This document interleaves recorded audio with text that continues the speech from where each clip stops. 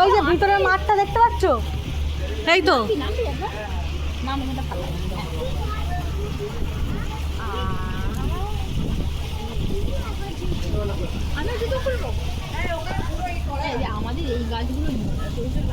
ওই যে খেলার জায়গা করা আছে।